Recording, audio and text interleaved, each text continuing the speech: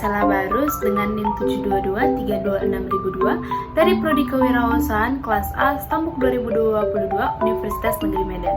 Video ini saya buat untuk memenuhi tugas dari mata kuliah Sumber Daya Manusia dan Organisasi yang bertemakan analisis kualitas sumber daya manusia di Indonesia. Jadi, ayo kita bahas. Jadi teman-teman, seperti yang sudah saya katakan sebelumnya bahwa di video ini saya akan bahas tentang SDM. Apa sih itu SDM? Saya yakin bahwa teman-teman sudah sangat sering mendengar dari kata SDM. SDM ini adalah sumber daya manusia. Singkatnya, pengertian SDM ini adalah kualitas dari manusianya. Istilah SDM ini merujuk kepada tenaga kerja yang bekerja di sebuah perusahaan, di sebuah organisasi, di sebuah masyarakat untuk mencapai tujuan dari perusahaan tersebut. SDM ini mencakup berbagai aspek, contohnya itu seperti pendidikan, pengetahuan, keterampilan, dan juga kesehatan. Dalam sebuah perusahaan ataupun organisasi, SDM adalah aset yang paling penting, aset yang paling berharga di dalam sebuah perusahaan. Maka dari itu, ketika perekrutan karyawan di sebuah perusahaan itu akan menjalani banyak sekali ujian, banyak sekali tahap-tahapan. Hal ini dikarenakan perusahaan ingin mendapatkan aset ataupun ingin mendapatkan sumber daya manusia yang berkualitas, yang berguna untuk mencapai tujuan dari perusahaan tersebut. Oleh karena itu, SDM adalah kunci yang paling penting dalam meningkatkan kemajuan dari sebuah perusahaan.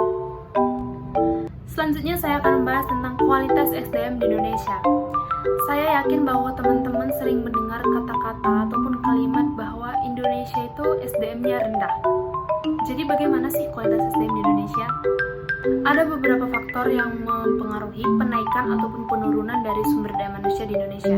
Di antaranya itu seperti kesehatan, pendidikan, dan juga yang lain-lain. Jadi teman-teman, berdasarkan yang sudah saya rangkum, ada 5 hal pemicu rendahnya SDM di Indonesia. Yang pertama ada kualitas pendidikan di Indonesia yang tidak merata, lalu ada kesehatan dan kesejahteraan yang krisis kesehatan dan juga kesejahteraan, lalu yang ketiga ada perubahan teknologi, yang keempat ada kurangnya perhatian dari pemerintah, dan yang kelima ada kurangnya inisiatif dan motivasi pribadi. Di sini saya akan membahas satu persatu tentang 5 pemicu rendahnya SDM di Indonesia. Untuk yang pertama, saya akan bahas tentang kualitas pendidikan yang tidak merata. Menurut BKKBN, beliau mengatakan bahwa kualitas sumber daya manusia di Indonesia ini berlimpah tetapi masih rendah. Dari 90 juta jiwa ataupun 35% penduduk yang berusia 5-24 tahun yang semestinya itu mengakses ataupun mengenyam pendidikan, namun kenyataannya tidak mengakses ataupun mengenyam pendidikan. Hanya 46 juta yang dapat mengakses pendidikan di Indonesia. Jadi hal inilah yang menyebabkan kualitas SDM di Indonesia ini rendah. Dalam Undang-Undang 1945 dikatakan bahwa mencerdaskan kehidupan bangsa.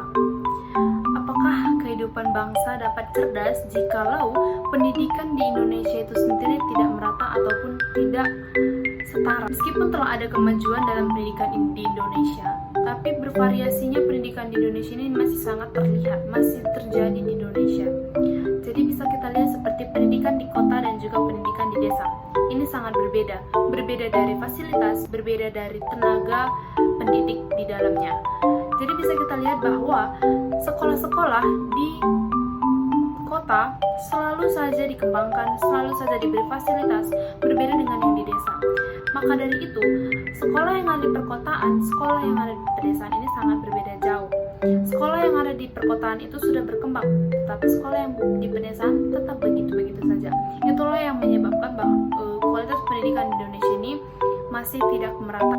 Lalu pemicunya ada juga di ekonomi. Semua orang di Indonesia ini tidak sama ekonominya.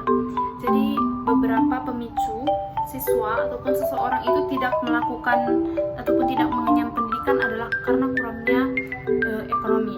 Hal ini telah ditanggulangi oleh pemerintah dengan memberikan KIP untuk anak kuliah dan juga memberikan sekolah negeri gratis untuk anak SMA ataupun untuk anak sekolah.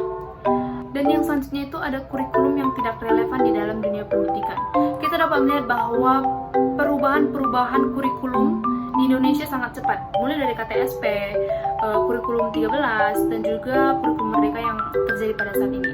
Siswa-siswa di Indonesia banyak yang mengatakan bahwa kurikulum ini tidak sesuai dengan minat bakat mereka. Jadi, menurut yang saya baca, siswa-siswa di Indonesia ingin sekali ikut ambil bagian dalam pembuatan kurikulum di Indonesia. Karena menurut mereka, kurikulum itu adalah dari siswa, oleh siswa, dan untuk siswa. Jadi, mereka berharap sekali dalam pembuatan kurikulum, mereka ikut ambil bagian supaya kurikulum ini dapat sesuai dengan minat dan bakat yang mereka inginkan. Seperti itu. Lalu yang kedua, kita akan bahas tentang krisis kesehatan dan juga kesejahteraan. Masalah kesehatan dan juga gizi buruk ini sangat mempengaruhi kualitas SDM di Indonesia, terutama di kalangan anak-anak. SDM di bidang tenaga kesehatan ini sangat berperan penting untuk melanjutkan ataupun untuk mengembangkan sumber daya manusia di Indonesia. Jadi pada hal ini kita itu harus mengembangkan kualitas kesehatan di Indonesia dengan cara memberikan sarana kepada tenaga kesehatan ataupun tenaga medis untuk mengembangkan kualitas kesehatan di Indonesia. Sektor kesehatan ini sangat berdampak kepada kesejahteraan masyarakat. Sumber daya manusia dalam tenaga kesehatan ini sangat menggenggam penting kesejahteraan masyarakat. Jadi yang selanjutnya ada perubahan teknologi. Kemajuan teknologi yang cepat ini membuat keterampilan lama menjadi usang. Dan ada beberapa orang mungkin akan mengalami kesulitan dalam mengikuti kemajuan teknologi ini. Ada orang yang masih stuck di keterampilan lama dan tidak berkembang untuk keterampilan baru ataupun kemajuan teknologi ini. Itulah salah satu pemicu rendahnya kualitas sumber daya manusia di Indonesia. Dan yang keempat, ada kurangnya perhatian pemerintah dalam pengembangan sumber daya manusia. Ada beberapa sumber yang saya lihat tadi bahwa kedepannya sumber daya manusia ini akan lebih diperhatikan oleh pemerintah, akan lebih dibangun oleh pemerintah. Jadi di sini saya juga berharap supaya pemerintah lebih memperhatikan sumber daya manusia di Indonesia dengan memberikan pelatihan-pelatihan kepada orang-orang yang ingin berkembang seperti itu. Lalu yang kelima ataupun yang terakhir itu adalah kurangnya inisiatif dan motivasi diri. Pada poin kelima ini adalah kesempatan dari dalam diri sendiri. Jadi setiap orang yang ingin berkembang ataupun setiap orang yang ingin menambah pekerjaan, setiap orang yang ingin menambah penghasilan yang lebih baik, harus mengembangkan diri, harus mampu meningkatkan kualitas diri mereka. Karena bagaimanapun juga, semua perusahaan ataupun semua organisasi menginginkan kualitas sumber daya manusia yang sangat baik untuk kesejahteraan ataupun untuk mencapai tujuan dari perusahaan tersebut. Jadi, pada poin ini, kembali lagi ke dalam diri masing-masing, maukah kamu ataupun maukah kita mengembangkan kualitas diri di diri kita? Seperti itu, teman-teman. Jadi, tadi ada juga yang saya baca bahwa banyak orang Indonesia yang pergi keluar dalam berkarir. Kenapa itu bisa terjadi? Nah, jadi teman-teman, itu terjadi karena di Indonesia kurang dihargai sumber daya manusia.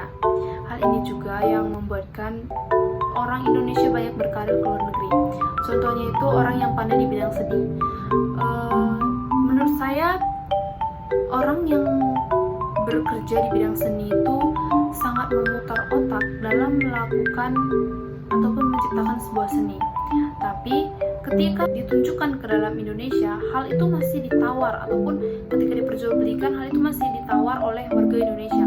Sedangkan jika dibawa ke luar negeri, seni-seni yang dibawa oleh orang Indonesia itu langsung laku, tidak ada tawar-menawar dari warga asing. Jadi orang Indonesia itu menganggap bahwa saya lebih dihargai, sumber daya manusia saya lebih dihargai di luar negeri, seperti itu. Jadi mulai dari sini kita berharap semoga sumber daya manusia kita lebih bisa dihargai di Indonesia, seperti itu. Lalu yang terakhir adalah cara meningkatkan sumber daya manusia di Indonesia. Ini saya ambil dari tirto.id. Jadi ada beberapa hal ataupun dua hal yang dapat menyebabkan sumber daya manusia kita semakin meningkat. Yang pertama itu adalah melakukan penataan terhadap sistem pendidikan secara menyeluruh, terutama kualitas pendidikan serta relevansinya dengan kebutuhan masyarakat dan dunia kerja, sehingga hal tersebut dapat mewujudkan sistem pendidikan yang baik dan bermutu. Jadi menurut saya, hal ini sangat-sangat penting dilakukan untuk meningkatkan kualitas sumber daya manusia kita di Indonesia. Karena menurut saya, pendidikan adalah salah satu kunci paling penting untuk meningkatkan sumber daya manusia di Indonesia. Jadi saya berharap semoga kedepannya pendidikan di Indonesia lebih disamaratakan supaya sumber daya manusia kita semakin meningkat ke depannya. Lalu yang kedua adalah pembinaan dan pengembangan generasi muda sebagai penopang utama dalam roda pembangunan. Jadi di sini saya berharap juga semoga pemerintah memberikan pelatihan ataupun pengembangan kepada orang yang ingin berkembang, orang yang ingin meningkatkan kualitas dirinya.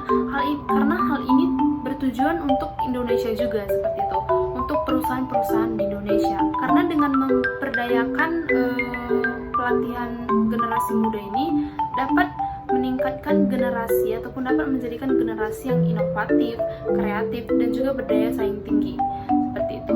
Jadi sekian analisis saya mengenai sumber daya manusia di Indonesia. Jadi untuk kesimpulannya itu dalam hal ini, dalam peningkatan sumber daya manusia itu kembali lagi kepada diri masing-masing. Maukah kita, maukah kamu, maukah aku, maukah saya meningkatkan kualitas sumber daya manusia yang ada dalam diri kita? Karena bagaimanapun juga ini bukan salah pemerintah, tetapi sama-sama salah. Itu menurut saya. Karena jikalaupun kita meningkatkan kualitas sumber daya manusia kita tetapi tidak dihargai oleh pemerintah ataupun tidak dihargai oleh perusahaan, itu sama saja. Dan begitu pula jikalau pemerintah ingin mempertingkatkan kualitas sumber daya manusia tetapi saya sendiri tidak meningkatkan kualitas sumber daya manusia yang ada dalam diri saya sendiri, itu sama saja. Jadi dalam hal ini menurut saya kita manusia dengan pemerintah harus bekerja sama untuk meningkatkan kualitas sumber daya manusia di Indonesia, karena ini adalah hal yang sangat penting ke depannya. Seperti itu. Jadi sekian dari saya. Jikalau ada salah kata saya mohon maaf.